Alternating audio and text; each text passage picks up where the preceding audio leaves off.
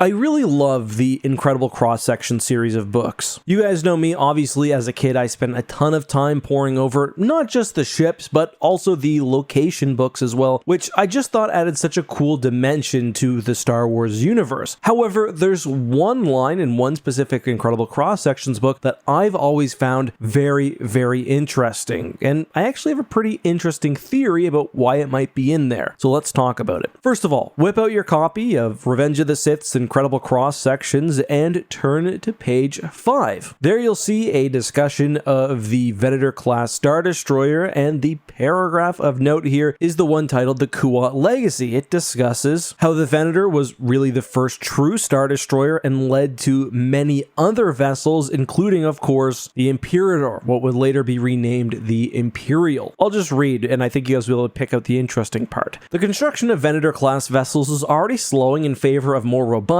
mild-long Imperator class, renamed Imperial class, and hangarless Tector class Star Destroyers. These ships will see service for decades to come as the Republic is transformed into the Empire. The Imperial Starfleet will justify its existence in unending wars against separatist holdouts, dissident rebels, and even, it is rumored, deterring barbarian invaders from outside the galaxy. Now, of course, it's that last part I want to talk about. Now, Palpatine using either nebulous or concrete threats as a justification to further militarization is nothing new. I mean, that was really his playbook during the Clone Wars. But as far as I'm aware, and I think I would be pretty aware, this is the only real reference to the use of barbarian invaders as a justification for new ships. Now, I'll note that this is very specifically labeled as a rumor, probably something disseminated person to person rather through official channels, but what does this mean? Where's this rumor coming from? I know a lot of you guys, when you think of Star Wars legends, barbarian invaders, you probably think of the Yuuzhan Vong. Now, barbarian wouldn't be the word I would choose, at least first, to describe the Vong, but they certainly were barbarous, and it's not really a bad choice of word. However, the existence of the Yuuzhan Vong at this point, really before their invasion, was only known to a few people. Really, Thrawn, a few other Imperials, and the Emperor himself, plus a few Jedi. But regardless, unless Palpatine was trying to covertly filter the Vong's existence down to the public, I don't really think they're the invaders the book is talking about, although the Yuuzhan Vong would have been an excellent rallying cry for Palpatine when it came to building more ships. Not only that, but he could have used the Vong to further vilify the rebels, like, hey, I'm building these Death Stars to face off against an incoming armada, and the rebels keep blowing them up. I think Palpatine didn't invoke the name of the Vong because he wanted to get rid of the rebel threat first, and also just wasn't really that worried. But no, I think, although it's possible, there's a far more likely candidate that this line is referring to, specifically the Toph. The Toph were a civilization of, well, barbarians, Vikings maybe, from outside the Star Wars galaxy. Specifically, they were from Fire Fist. Now, if you're not familiar with the Toph, well, I can't blame you, but their history is somewhat interesting. I talked about this when I did my review of Marvel Star Wars 108, but this was actually before the days of monopolies, when Star Wars and Marvel were owned by the same thing. Back in the late 70s to mid 80s, there was a Star Wars comic, and it was an interesting mixture of new stories and comic adaptations of the movies. Anyway, after Return of the Jedi, the story goes that Marvel wanted to continue making issues, but were limited in that there were strict limitations on the topics they could write about. Again, I talk about this in my Marvel 108 video, which I'm sure you can find, but that all led to the creation of an extra galactic invasion storyline. Completely new factions were invented, one of those being the Toph. The Unknown Region sourcebook actually has a really nice description of the Toph. It explains that they were known by those within the main galaxy, but didn't traditionally interfere or care with what was going on outside their borders. Physically, as mentioned, they're barbarians, near humans, but incredibly powerful. They can grow up to 2.5 meters in height. They have what's called an intentionally anachronistic and violent culture, and they willingly rampage, destroy, and siphon the resources out of any planets they choose. And I mean, this is the perfect enemy me for Palpatine to vilify. They're nearby enough that they're not an unknown entity like the Yuuzhan Vong. They're almost comically violent, but they also have enough mystery that their actual status as a threat is not easily capable of being determined. What's more, the Toffs actually would invade shortly after the Battle of Endor in the last issues of the Star Wars Marvel comics. And funny enough, as was the case with other factions like the Sirook, they took the implosion of the Empire as a sign that, hey, the galaxy is ready for taking. Now, back to Imperial Star Destroyers. Would these have been a capable match for the invading barbarous Toff? Well, certainly. The Toff fly giant sailboats. Like,